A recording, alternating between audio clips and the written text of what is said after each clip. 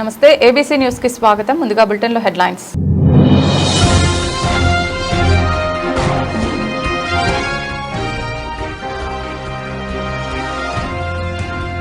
రాజమండ్రి అభివృద్ధికి double engine సర్కార్ కట్టుబడి ఉంది. వెల్లడించిన ఎంపీ దగ్గుపాటి, ఎమ్మెల్యే ఆదిరెడ్డి.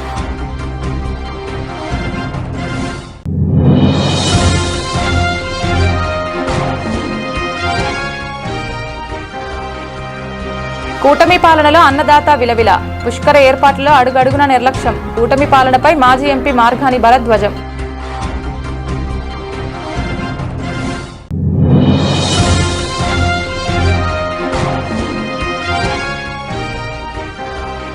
జగ్గంపేట క్షత్రియ సేవా సమితి ఆధ్వర్యంలో ఘనంగా అల్లూరి సీతారామరాజు వర్ధంతి. అంగరంగ వైభవంగా అల్లూరి కాంస్య విగ్రహ ప్రతిష్ఠా మహోత్సవం.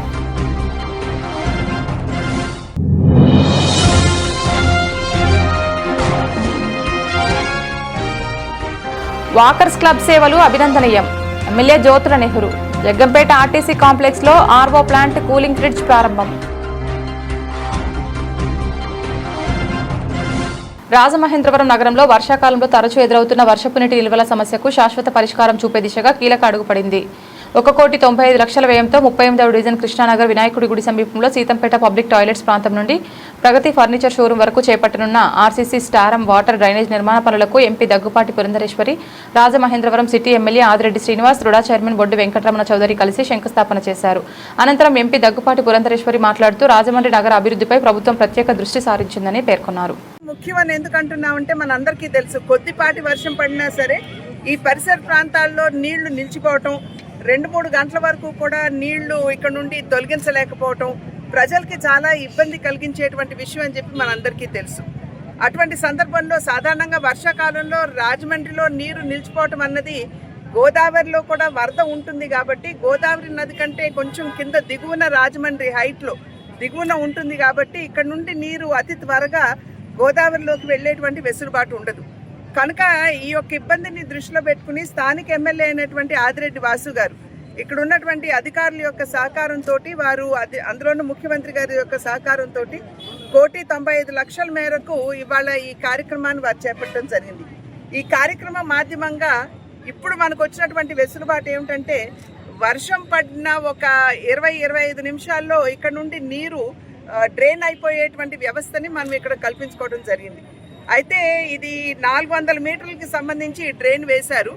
ఇంకాస్త ఇంకొక డ్రైన్ కనుక వేసుకోగలిగినట్లయితే 20 నిమిషాల్లో కాదు 10 నిమిషాల్లోనే డ్రైన్ చేసుకునేటువంటి అవకాశం ఉంటుంది. కాబట్టి దాని మీద కూడా దృష్టి పెడతానని చెప్పి ఇందాక మాటల సందర్భంలో స్థానిక శాసనసభ సభ్యులు ఆదిరెడ్డి వాసు గారు చెప్పడం జరిగింది మాతోటి.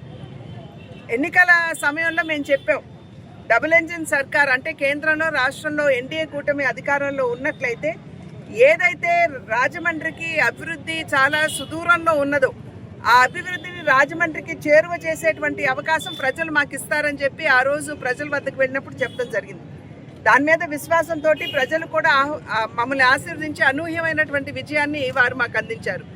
ఇవాళ మేము ఆనాడు ప్రజలకు ఏదైతే మాట చెప్పామో మీరు కనుక చూసినట్లయితే ఈ గడిచిన 2.5-3 సంవత్సరాల కాలంలో అనేక కార్యక్రమాలు రాజమండ్రి అభివృద్ధి కోసం స్థానిక శాసనసభ సభ్యుల యొక్క సహకారంతో వారు మేము అందరం కలిసి ఒక కూటమిగా ఇవాళ రాజమండ్రి అభివృద్ధికి అంకిత భావంతో మేమందరం పనిచేస్తున్నటువంటి తీరుని ప్రజలు చూస్తున్నారు, విశ్వసిస్తున్నారు అని చెప్పి కూడా నమ్ముతూ ఇది కేవలం ఈ ఒక్క కార్యక్రమం కాదు, రాబోయే కాలంలో మరిన్ని అభివృద్ధి కార్యక్రమాలతో రాజమండ్రిని అభివృద్ధిలో అగ్రగామిగా నిలిపేటువంటి విషయంపై మేమందరం కూడా దృష్టి సారించి పనిచేస్తామని చెప్పి తెలియజేస్తున్నాను. జిల్లా కలెక్టర్కు సమీపంలో ధవళేశ్వరంలో నిర్మాణం చేసిన టిట్కో గృహాల యాజమానులపై బరోడా బ్యాంక్ అధికారులు న్యాయవాదులతో కలిసి వచ్చి దౌర్జన్యం చేయడం దారుణమని కాంగ్రెస్ రాజమండ్రి పార్లమెంటు కోఆర్డినేటర్ టీకే విశ్వేశ్వరరెడ్డి ఆందోళన వ్యక్తం చేశారు. లబ్ధిదారుల జోలికొస్తే బ్యాంకులను ముట్టడించి తీన్మార్ పెట్టడం ఖాయమని హెచ్చరించారు. లబ్ధిదారులకు న్యాయం చేయాలని 11వ తేదీన కలెక్టరేట్లో జరిగే పీజీఆర్ఎస్కు వెళ్లి ఫిర్యాదు చేస్తామని తెలిపారు. స్థానిక మున్సిపల్ కాలనీలో ఉన్న కాంగ్రెస్ పార్టీ కార్యాలయంలో గురువారం జరిగిన మీడియా సమావేశంలో టీకే మాట్లాడుతూ బ్యాంక్ అధికారులు బాకీలు కట్టకపోతే ఇల్లు జప్తు చేస్తామంటూ బెదిరింపులకు దిగడం సరికాదన్నారు. చాలామంది తెలీదు, కానీ మన ఆంధ్ర రాష్ట్ర ఏర్పడిన తర్వాత రెండవ ముఖ్యమంత్రిగా ఆయన చేయడం జరిగింది. ఆయన దళితుడు, సౌమ్యుడు, అలాగే చాలా సింప్లిసిటీగా ఉన్నటువంటి వ్యక్తి దామోదరం సంజయ్ గారు. ఈవేళ దళితులందరూ కూడా ఆయన్ని గుర్తుపెట్టుకుని ఆయన్ని అనుసరించవలసిన అవసరం ఎంతైనా ఉంది. ఎందుకంటే ఇప్పుడున్న రాజకీయాల్లో ఒకసారి ఎమ్మెల్యే అయితే ఒక తరం, మినిస్టర్ అయ్యాడంటే 5 తరాలు అలా ఉందో తప్ప డబ్బులకు ఆశయించకుండా రాజకీయం చేసిన వాళ్ళు కొంతమంది ఉన్నారు. అలాగే మనకి రాజమండ్రిలో ఈ బత్తిన సుబ్బారావు గారు ఇప్పుడు పంచిపెట్టుకుని అదే ఇస్తుంది, అలాగే రిక్షా మీద తిరుగుతుంది. అలాగే దామోదర్ సంజయ్ గారు కూడా ఎస్సీ అయినప్పటికీ కూడా డబ్బులు కాటికి ఏం ఆశపడకుండా చాలా నిస్వార్థంగా ప్రజాసేవ చేశాడు. అలాగే కేంద్ర మంత్రి చేశాడు, రాజ్యసభ సభ్యుడు చేశాడు, అనేక పదవులు చేశాడు. కానీ ఏం సంపాదించుకోకుండా ఒక సామాన్యుడిగా వ్యక్తిగా గడిపి మరి జీవితం అంతా కూడా ప్రజాసేవకు అంకితం చేసినటువంటి గొప్ప వ్యక్తి. ఆయన యొక్క మరి వర్ధంతి కార్యక్రమాన్ని ఎలా కాంగ్రెస్ పార్టీ కార్యాలయం జరుపుకోవడం చాలా ఆనందంగా ఉంది తెలియజేస్తూ, అలాగే వేదిక మీద ఉన్నటువంటి కాంగ్రెస్ పార్టీ నాయకులందరికీ కూడా ఈ ప్రెస్ మీట్కి వచ్చినందుకు ధన్యవాదాలు తెలియజేస్తూ, ముఖ్యంగా మన రాజమండ్రి నగరానికి సంబంధించి టిడ్కో హౌసెస్ మీద ఒక విధమైనటువంటి చర్చ కానీ గొడవ కానీ జరుగుతున్నాయి.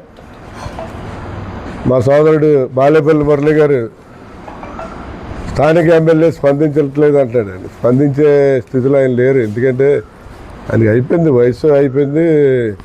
ఆయన ఇంకా రాజకీయం 7 సార్లు చేసే సార్లు అనే స్టేజ్కి వచ్చారు ఆయన. అందు గురించి స్పందించే వాళ్ళు ఎవరు లేరు, కాంగ్రెస్ పార్టీ స్పందిస్తుంది. ముఖ్యంగా ఏంటంటే జగన్ కంటే ముందు చంద్రబాబు నాయుడు ప్రభుత్వం ఏర్పడినప్పుడు సెంట్రల్ గవర్నమెంట్ వారు టిడ్కో పథకం అని చెప్పి ఒక స్కీమ్ ఒకటి పెట్టడం జరిగింది. ఆ స్కీమ్ ద్వారా మన రాష్ట్రంలో 2.61 లక్షల యూనిట్స్ అంటే 2.61 లక్షల అపార్ట్మెంట్స్ మన రాష్ట్రంలో కట్టి పేద మధ్యతరగతి కుటుంబాల వారికి ఇవ్వాలని చెప్పి ఆ స్కీమ్ చేశారు. ఆ స్కీము టోటల్ కాస్ట్ 28,000 కోట్లు.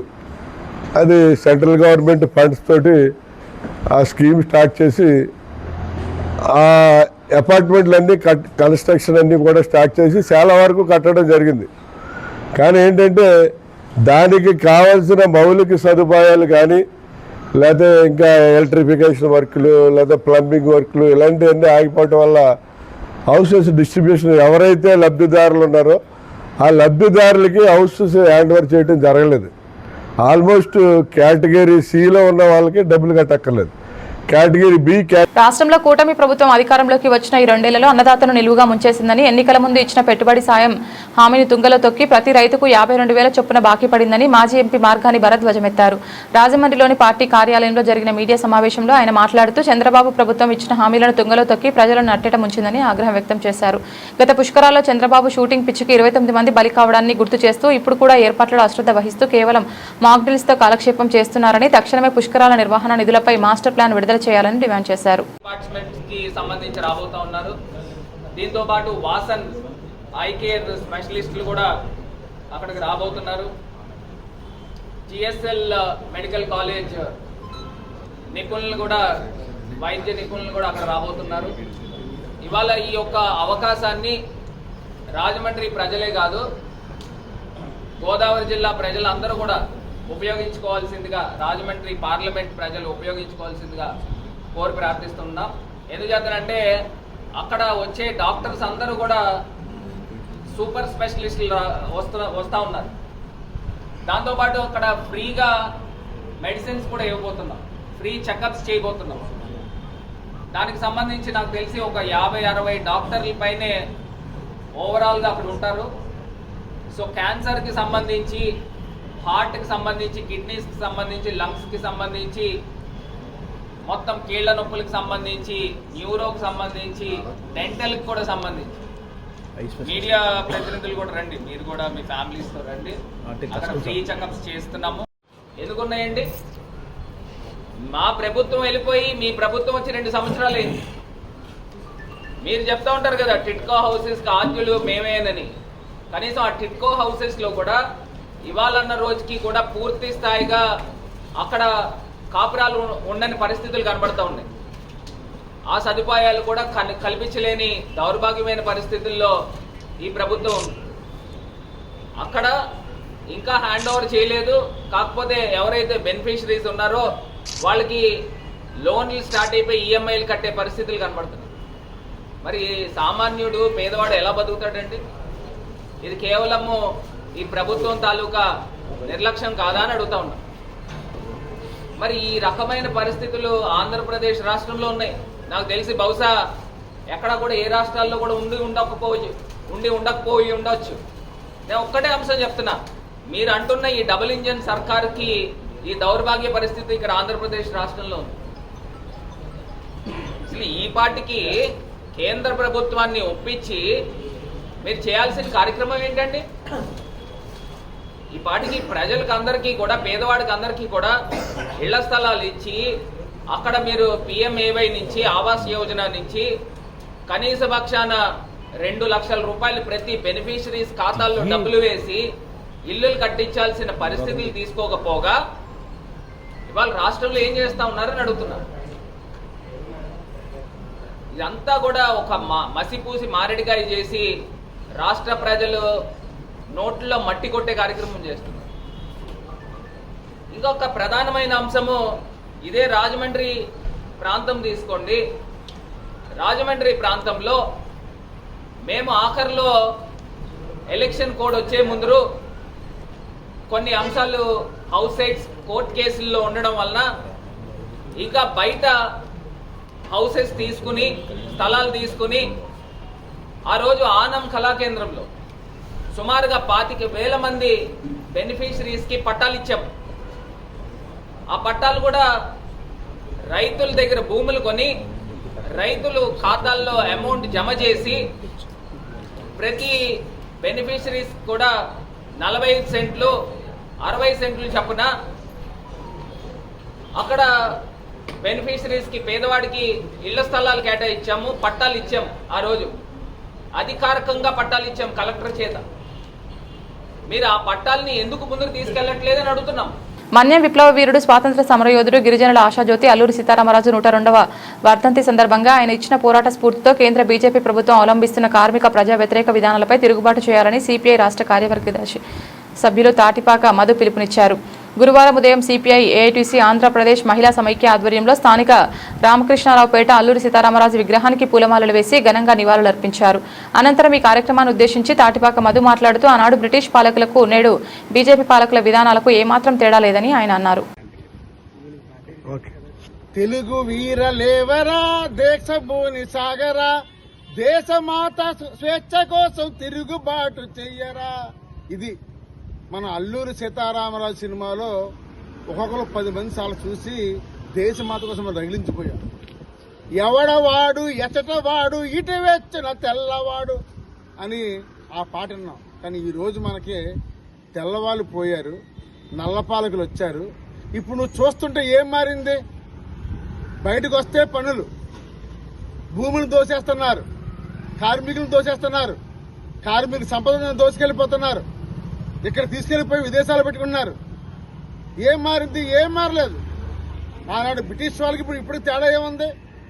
బ్రిటిష్ కాలంలోనే పోరాడి సాధించుకున్న కార్మిక చట్టాలని, కార్మిక హక్కులను కూడా నేడు మన నల్లపాలకులు హరించి వేసేసి ఈరోజు కార్మికుల్ని బానిసలుగా చేసేస్తున్నారు. ఏ మార్పు ఉంది? అందుకే నేను ఒకటే అడుగుతున్నాడు ఈ దేశ ప్రజల్ని, ఈరోజు తిరుగుబాటు వద్దు, కనీసం మాతో చేతులు కలుపు. అల్లూరి సీతారామరాజు పోరాట వారసత్వాన్ని ముందుకు తీసుకెళ్దాం. ఈ దేశంలో చాలా సమస్యలు ఉన్నాయి. రోజు రోజుకి ధరలు విపరీతంగా పెరిగిపోతున్నాయి. అవుట్ సోర్సింగ్ కార్మికులు పర్మిట్ చేయట్లేదు, 12వ PRC లేదు, ఇల్లు లేదు, ఇళ్ల స్థలాలు లేవు, రూపాయికే భూమిని ఇచ్చేస్తున్నారు. ఇటువంటి పరిస్థితుల్లో మరి భారతీయులుగా మనం, తెలుగు వారిగా మనం ఈ కేంద్ర ప్రభుత్వం, రాష్ట్ర ప్రభుత్వం పాలకులు అవలంబిస్తున్న ప్రజా వ్యతిరేక విధానాల మీద అల్లూరి సీతారామరాజు వారసత్వంగా తీసుకుని ఉద్యమించాలి, తిరుగుబాటు చేయాలి. అప్పుడు మాత్రమే మనం చేయగలం తప్ప లేదంటే మాత్రం. క్షత్రియ సేవా సమితి జగ్గంపేట ఆధ్వర్యంలో స్వాతంత్ర సమరయోధుడు మన్యం వీరుడు అల్లూరి సీతారామరాజు కాంస్య విగ్రహ ప్రతిష్ఠా మహోత్సవం గురువారం జగ్గంపేట గోకవరం రోడ్లోని క్షత్రియ కళ్యాణ మండపం వద్ద అంగరంగ వైభవంగా జరిగింది. విగ్రహదాత ప్రముఖ ఆయుర్వేద వైద్యుడు ధన్వంతరి సహస్రాయు పీఠం వ్యవస్థాపక అధ్యక్షులు గొట్టిముక్కల సూర్యనారాయణ వర్మ అలియాస్ రవి వర్మను ఎమ్మెల్యే జ్యోతుల నెహ్రూ అతిథులు ఘనంగా సత్కరించి జ్ఞాపిక అందజేశారు. హాజరైన అతిథులందరికీ అల్లూరి సీతారామరాజు ప్రతిమలను జ్ఞాపికలుగా అందజేశారు. సందర్భంగా ఎమ్మెల్యే జ్యోతుల నెహ్రూ మాట్లాడుతూ అల్లూరి త్యాగాన్ని, దేశభక్తిని నేటి తరానికి చాటి చెప్పాలని, అల్లూరి కుటుంబాన్ని అందరం కలిసి ఆదుకోవాలని పిలుపునిచ్చారు. అలాగే గిరిజనుల పాలిట ఆరాధ్య దైవం, వాళ్ళ వెన్నెముక, వాళ్ళలో మంచి స్ఫూర్తిని నింపిన మనిషి అల్లూరి సీతారామరాజు. సో ఆయన విప్లవకారుడు అని అనుకుంటాం. విప్లవకారుడు లాగే ఆయన వెనక ఆయన ఒక ఆధ్యాత్మిక శక్తి, ఆయన ఒక దేవి ఉపాసకుడు. ఆయన అందరికీ ఆయన ముహూర్తాలు పెట్టేవారు, వైద్యం చేసేవారు. ఎక్కడ నీళ్ళు పడవంటే కొబ్బరికాయ కొట్టి నీళ్ళు తీస్తే నీళ్ళు పడేవి, ఆ నీళ్ళు తాగితే పిల్లలకు సంతానం కలిగేది. అలా వాళ్ళకి వైద్యం, విద్య, ఆహారం వాళ్ళకి వెనుముకగా ఉండి వాళ్ళ అంటే బ్రిటిష్ వాళ్ళ యొక్క వాళ్ళ అణిచేయడం అంటే వాళ్ళ ఇబ్బందుల్ని ఆయన ఎదురొడ్డి ఒడ్డి పోరాడి ఎందరో స్వతంత్రం కోసం పోరాడిన వ్యక్తిలో మహానుభావుడు. అలాంటి వ్యక్తిని వర్ధంతి రోజు మనం స్ఫూర్తిగా నేను నెక్స్ట్ తరానికి ఇచ్చే మెసేజ్ ఏంటంటే ఇలాంటి విగ్రహాలే ఉంటే నెక్స్ట్ తరానికి ఆ స్ఫూర్తిని మనం నెక్స్ట్ తరానికి పంపించాలన్నట్టు. పంపించడం కోసం ఇలాంటి మనం కార్యక్రమం చేసుకోవడం మన అదృష్టం. అందులో ఈరోజు ఆయన వర్ధంతి రోజు ఒక విగ్రహం ఆవిష్కరించుకోవడం మన ప్రాంతంలో ఆయన ఎక్కడ పుట్టినా ఈ ప్రాంతం చింతపల్లి అత్యున్నత మహారథులందరికీ కూడా పేరు పేరున నా హృదయపూర్వకమైనటువంటి ధన్యవాదాలు తెలియజేసుకుంటున్నాను. ఎందుకంటే ఏ పేరు మర్చిపోయినా ఇబ్బందే. అలాగే ఈనాడు మహా కార్యక్రమానికి ఇచ్చేసినటువంటి ముందున్నటువంటి మీ అందరికీ, సోదరులకి, సోదరిమణులకి అందరికీ కూడా నా ప్రత్యేకమైనటువంటి ధన్యవాదాలు. ఇక పత్రికా సోదరులు, మీడియా సోదరులకి కూడా ధన్యవాదాలు. ముఖ్యంగా అల్లూరి సీతారామరాజు గారి యొక్క వంశంలో జన్మించినప్పటికీ కూడా ఎక్కడ ఆ మహనీయుడు మనకు చేసినటువంటి సేవలకి ఫలితాన్ని అనుభవించకుండా వాళ్ళ కాళ్ళ మీద వాళ్ళు జీవిస్తూ ఉండి ఈరోజు ఈ ప్రత్యేక ఆహ్వానంతో ఇక్కడికి వచ్చినటువంటి ఆ కుటుంబ సభ్యులందరికీ శిరస్సు ఉంచి పాదాలు వందనాలు చేస్తున్నాను. ఎందుకంటే ఒకరోజు జైలుకి వెళ్తే స్వతంత్ర సమరంలో 75 సంవత్సరాలు కూడా అధికారాన్ని అనుభవించినటువంటి మహనీయులు ఉన్నటువంటి ఈ సమాజం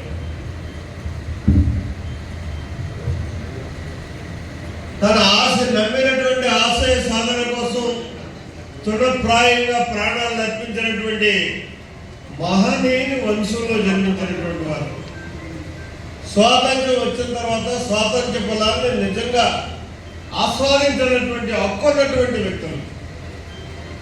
అటువంటి వారికి ఎంత చేసినా తక్కువే. దాంట్లో మనందరి బాధ్యత కూడా ఉంది. వాళ్ళకి చేయలేకపోవడం వల్ల దాన్ని ఇటువంటి సమావేశాల్లో వేదికల మీద మనం అనౌన్స్మెంట్లు ఇవ్వడం, మరుసటి రోజు మర్చిపోవడం, అందులో నేను ఒకటి కూడా.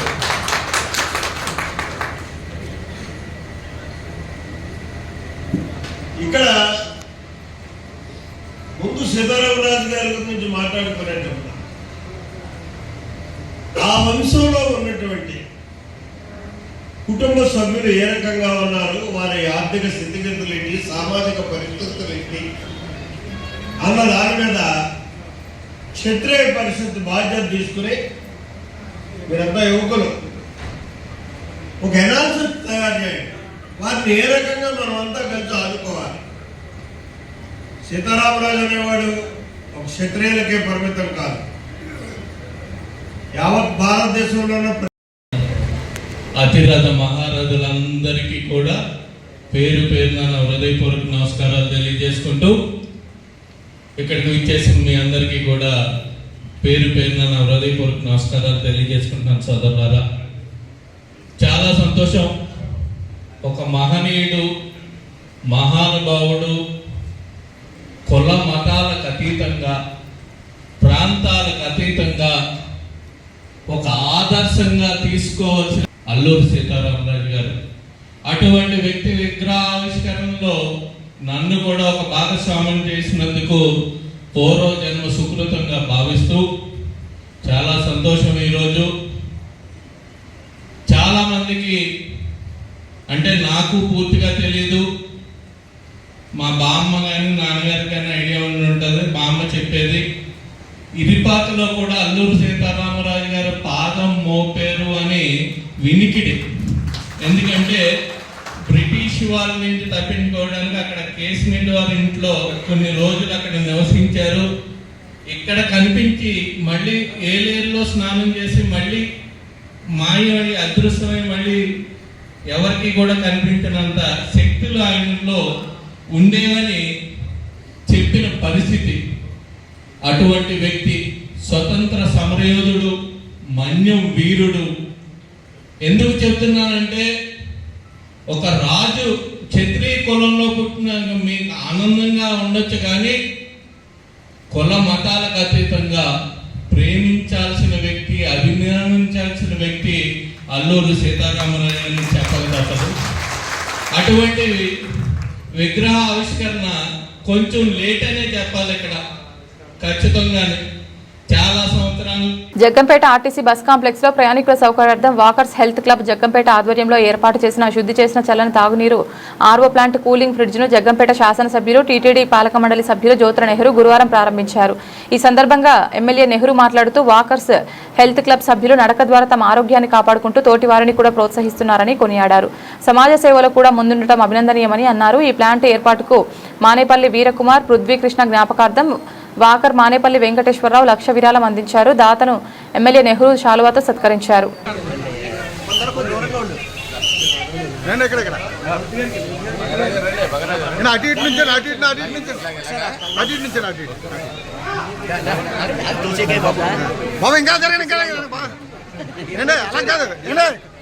గురుగారు డిఎం గారు పక్క నుంచి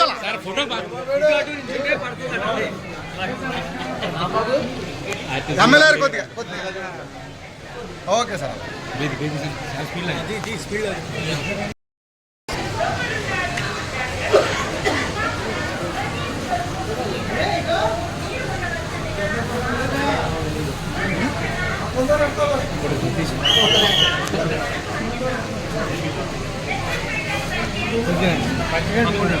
ఫోటో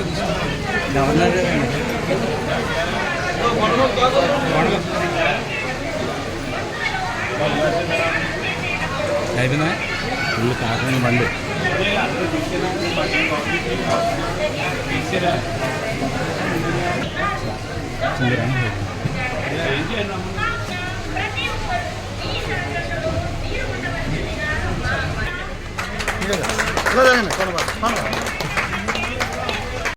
ఆర్టీసీ కాంప్లెక్స్ లో ఈ రోజు Jaggampeta walkers health club charter number 152 ప్రయాణికుల సౌకర్యార్థం చల్లటి తాగునీరును, శుభ్రమైన తాగునీరు అందించాలని ఆర్ఓ ప్లాంట్ను మరియు కూలర్ను బహుకరించడం జరిగింది.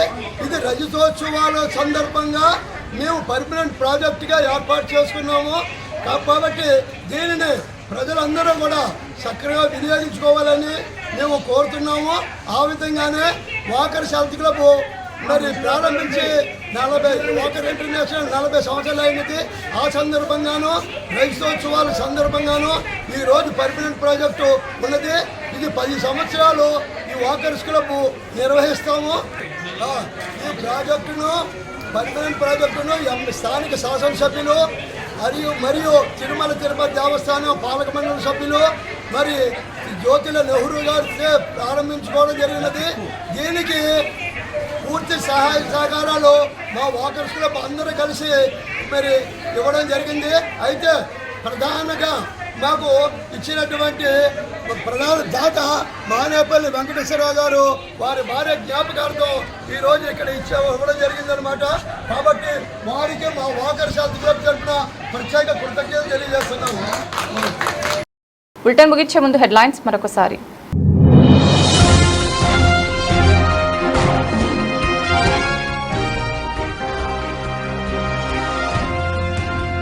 రాజమండ్రి అభివృద్ధికి డబుల్ ఇంజన్ సర్కార్ కట్టుబడి ఉంది. వెల్లడించిన ఎంపీ దగ్గుపాటి, ఎమ్మెల్యే ఆదిరెడ్డి.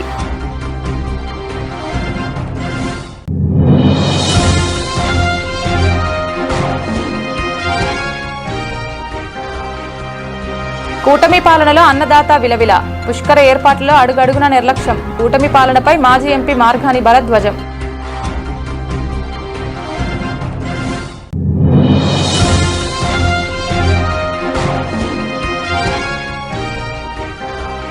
జగ్గంపేట క్షత్రియ సేవా సమితి ఆధ్వర్యంలో ఘనంగా అల్లూరి సీతారామరాజు వర్ధంతి.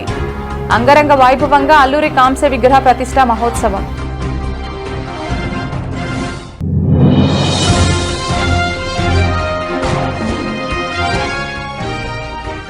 వాకర్స్ క్లబ్ సేవలు అభినందనీయం. MLA Jyothula Nehru. Jaggampeta RTC complex లో ఆర్వో ప్లాంట్ కూలింగ్ ఫ్రిడ్జ్ ప్రారంభం. ఇది ఇవాల్టి బులెటిన్. తిరిగి మరొక బులెటిన్లో మళ్ళీ కలుద్దాం. అంతవరకు సెలవు. నమస్కారం.